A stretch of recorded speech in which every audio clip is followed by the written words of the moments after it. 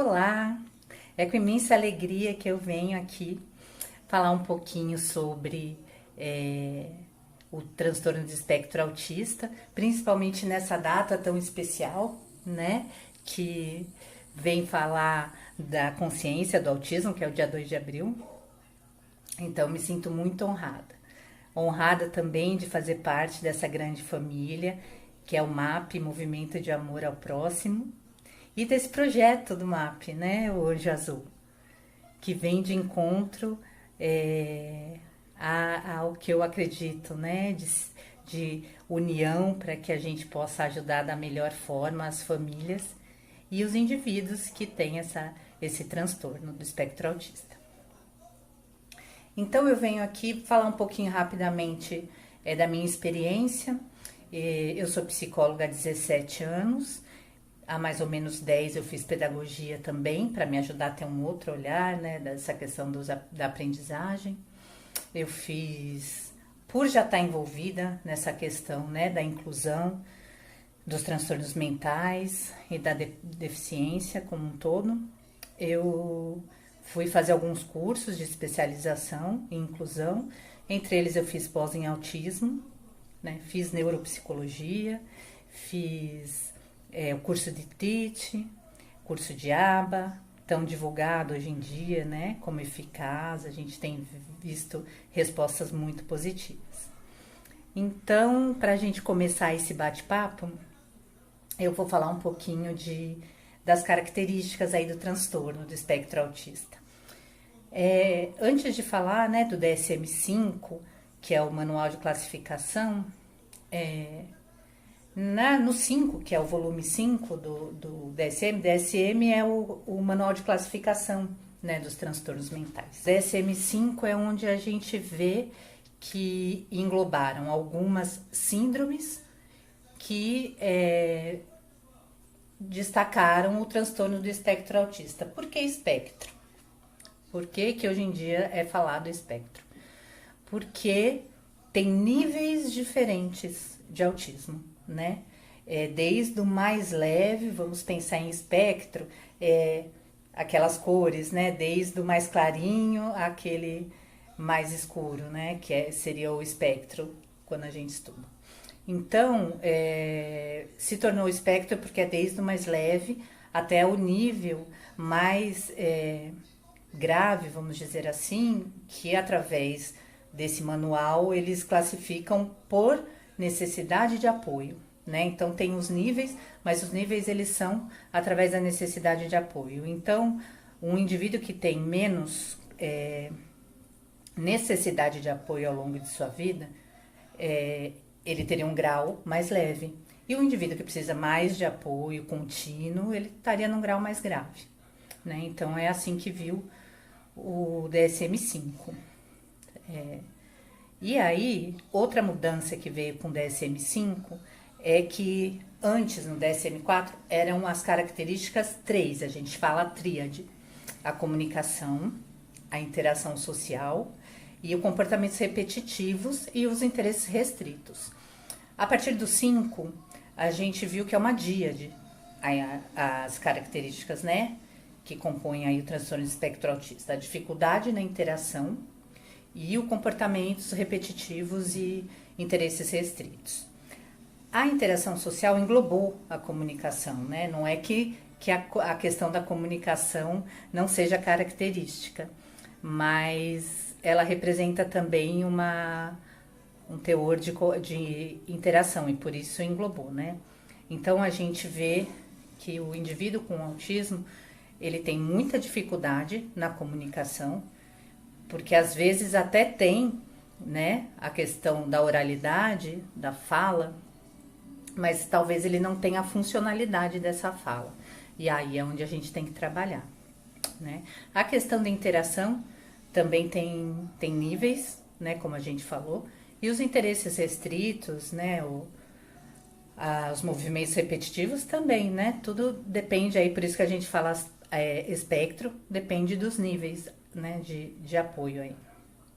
Então, através do DSM-5, os níveis de intensidade que a gente pode falar alta funcionalidade, quando o indivíduo tem prejuízos leves, média funcionalidade, quando tem um menor grau de dependência e necessita de algum auxílio para desempenhar as funções cotidianas.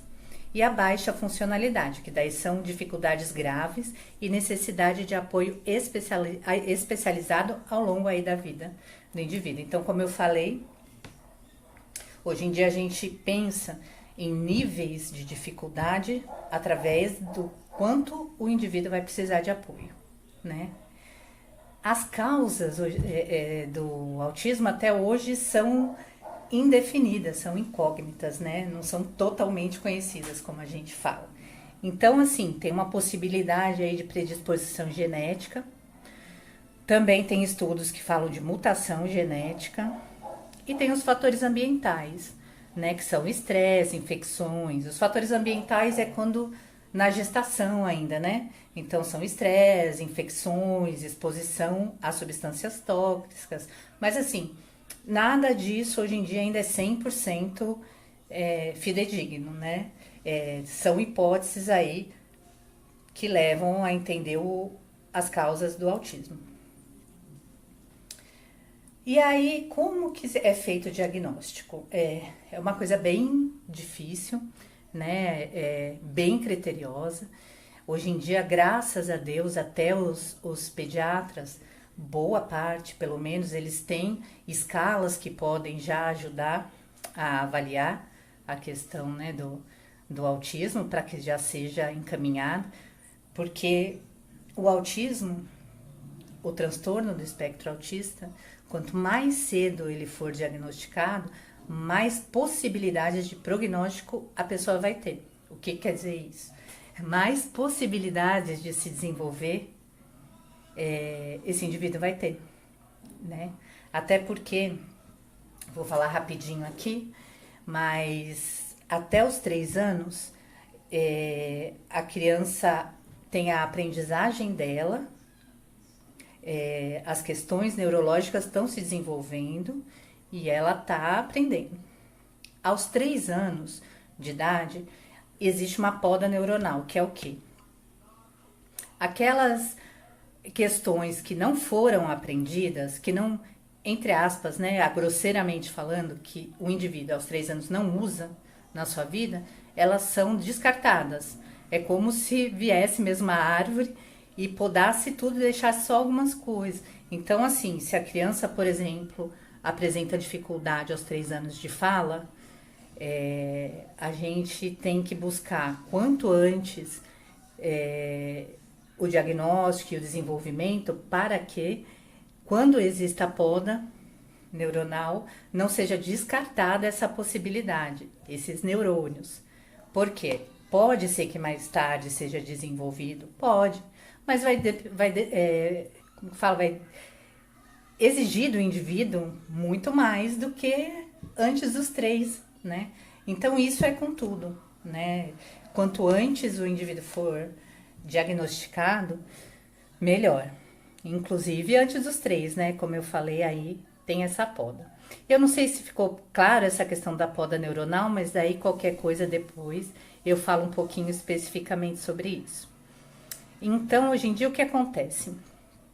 Qual que é o caminho mais comum, vamos dizer assim, né? De diagnóstico. Geralmente, o indivíduo é levado para o consultório ou da psicóloga ou da fono, principalmente aqueles que têm uma dificuldade de fala, eles vão fazer a fono, a terapia ocupacional. E nesse momento, o profissional técnico, né, a fono, a terapeuta ocupacional, a psicóloga, fisioterapeuta, ela vai avaliar e levantar hipóteses, né, se for o caso. E levantando hipóteses, aí tem um relatório médico que ela encaminha ou para o neurologista ou para o psiquiatra. Eu, em particular, Gabriela, prefiro que seja para o psiquiatra. Mas o neurologista também, hoje em dia, avalia, auxilia aí nas escalas. e avalia a questão, né, do diagnóstico. As terapias que a gente encaminha é a psicopedagogia, a psicoterapia, a fono, a terapia ocupacional, a fisioterapia, e eu vou puxar um pouquinho a sardinha para a ecoterapia, porque eu sou muito fã, né? Então, da importância aí do diagnóstico precoce eu já falei, né? Quanto antes o indivíduo for diagnosticado, melhor, mais possibilidades de estar se desenvolvendo ele tem, né? De qualquer jeito, nenhum indivíduo, nenhuma pessoa com transtorno de espectro autista, ela fica estagnada, né, nas dificuldades dela. Ela vai se desenvolvendo dentro dos limites dela o máximo que ela puder, né?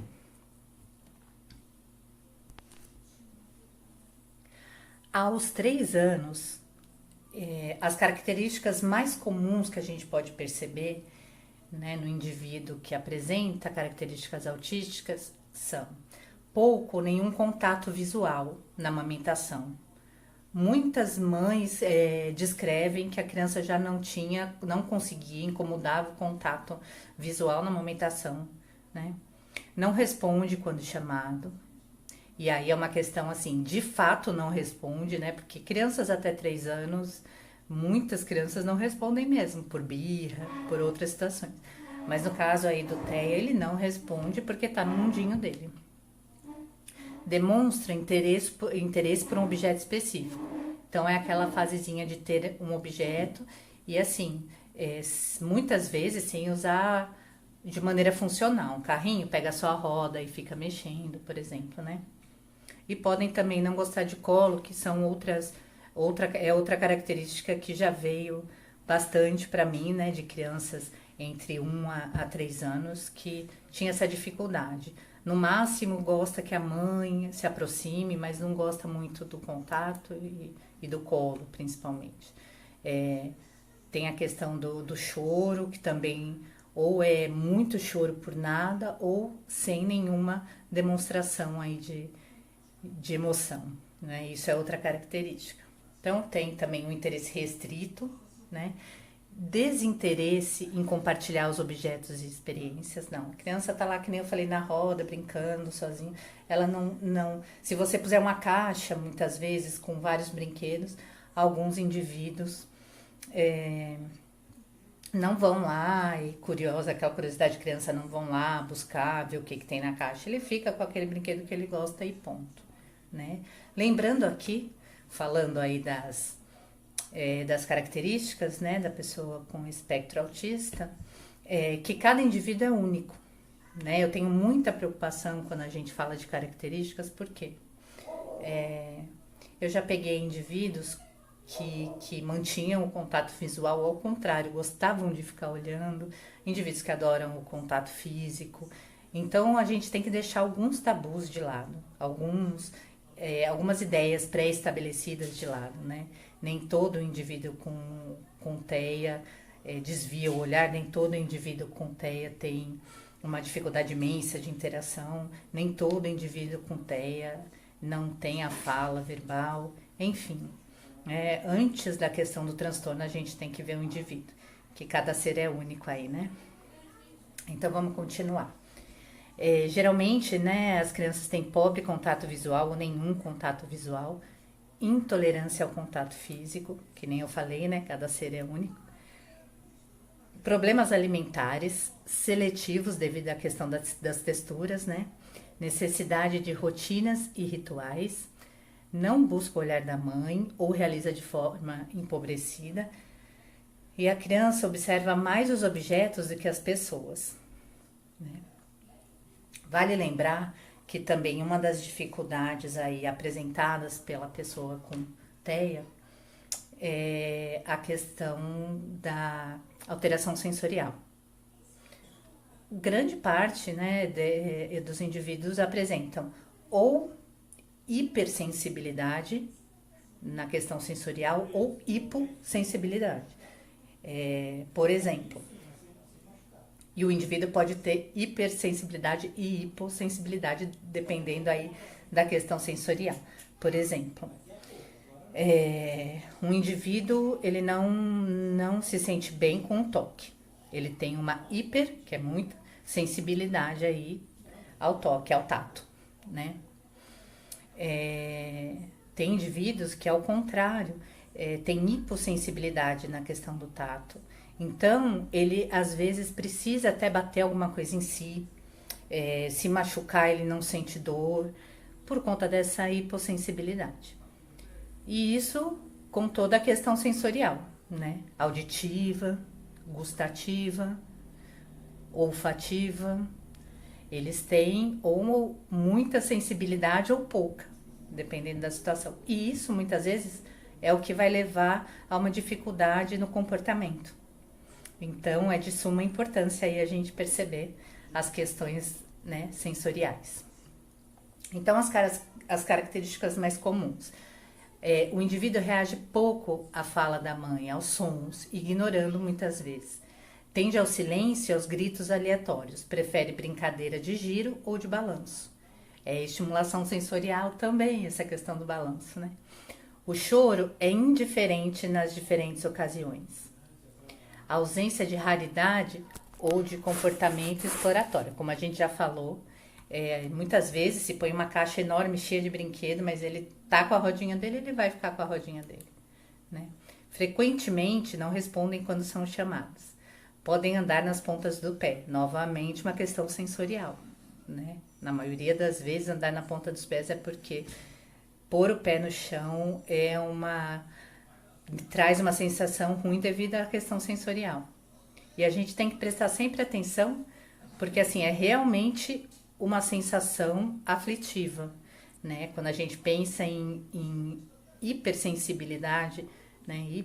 Uma resposta grande ao estímulo, vamos pensar assim, quem gosta de ouvir aquele giz, aquela unha, já dá aflição, né? É a mesma coisa, então não é uma questão, tipo, que pode ser levada assim, mas é besteira. Não, realmente ele sente uma dor aí. Quando tem hipersensibilidade auditiva, é uma dor aquele grito. Quando tem hipossensibilidade auditiva, as crianças gritam, elas querem barulho, bate alguma coisa na parede, é assim. Tem a questão da autoagressão, e aí também eu falo que a autoagressão está muito ligada realmente às dificuldades, ao indivíduo não conseguir se expressar, a algum comportamento, mas alguma coisa que levou ele até essa autoagressão. Mesmo a heteroagressão que a gente fala, né? Agredir o outro. E a criança, como eu falei, observa mais objetos do que as pessoas. Algumas crianças podem ter algumas habilidades específicas bem desenvolvidas. Eu, por exemplo, acompanhei uma criança que tinha algumas dificuldades de aprendizagem. Ele acompanhava a escola, tinha a fala, mas ele tinha uma dificuldade de interação e de atenção. Mas ele tinha uma habilidade, era aí um hiperfoco que a gente fala, o foco justamente naquela habilidade, que era construir, como que fala, aquelas casinhas pequenas, maquetes. E diante do que a gente trabalhou juntos, ele fez uma maquete da Vila do Chaves que ficou perfeita, né? A questão da memória fotográfica dele era muito importante, muito significativa. Mas a gente sempre tem que estar trabalhando, porque isso é a habilidade que ele tem, é o lugar confortável, né? Aí, dificuldade em manter e sustentar a atenção por longos períodos de tempo. Preferência por brincadeiras de enfileirar ou empilhar coisas. Dificuldade na coordenação motora fina, dificuldade de instabilidade de humor, limiares de dor elevado ou rebaixado, que nem eu falei, tem crianças, indivíduos, né, que não apresentam esse limiar de dor, e aversão a barulhos. Tem também a questão, muitas vezes, principalmente nesses indivíduos que a gente está falando, né, do 0 aos 3. Do 0 aos 3 anos, né, já é comum, quando a criança chega nos 2, 3 anos, ela não tem muito noção do risco, né? A gente vai ensinando Mas na questão do transtorno do espectro autista é mais ainda necessário a gente explicar, porque eles têm menos, né? É característico também eles terem menos essa noção de risco. Então eles vão mesmo lá, por exemplo, na ecoterapia. Muitas vezes eles já vão em cima do cavalo ou vão atrás puxar o rabo. São coisas que a gente aí tem que ir devagarinho ensinando. E essas foram as características, né? A gente falou um pouquinho do diagnóstico.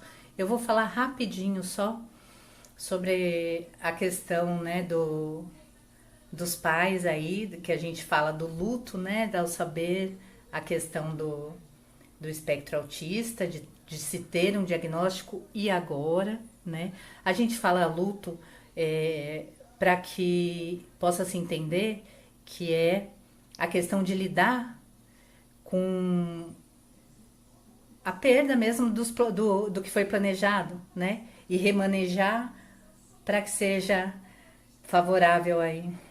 Então, falando um pouquinho aí da questão do diagnóstico, né? Para a gente fechar aqui, é importante a questão que a gente chama do luto, né? Nesse momento de receber o diagnóstico, porque é o choque da notícia, né? Tipo, sim, o meu filho, no caso, tem algum diagnóstico, como que eu posso ajudar, o que que eu vou fazer, né?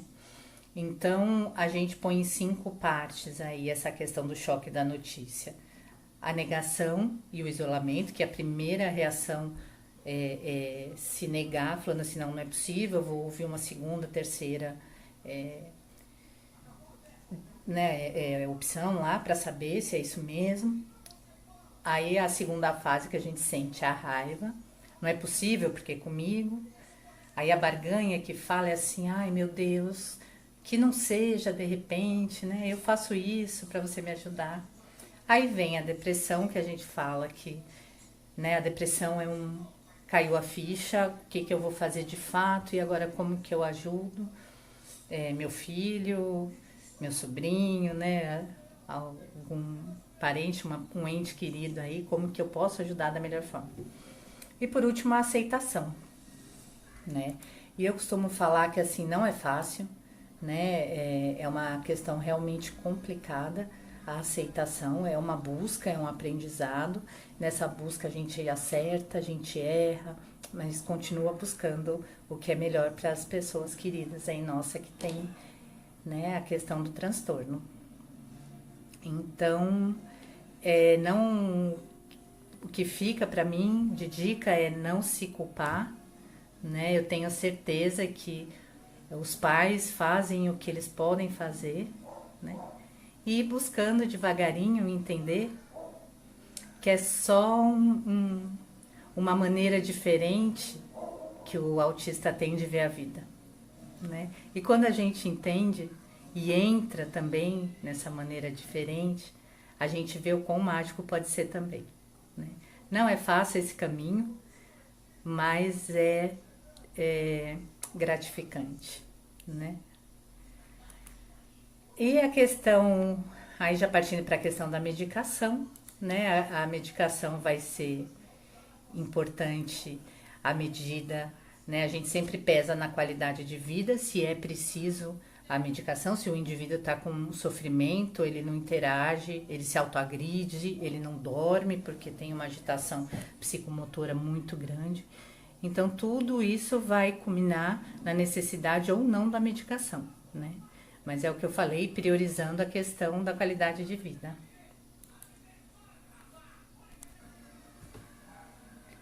E para a gente finalizar, falar um pouquinho, né, do tratamento.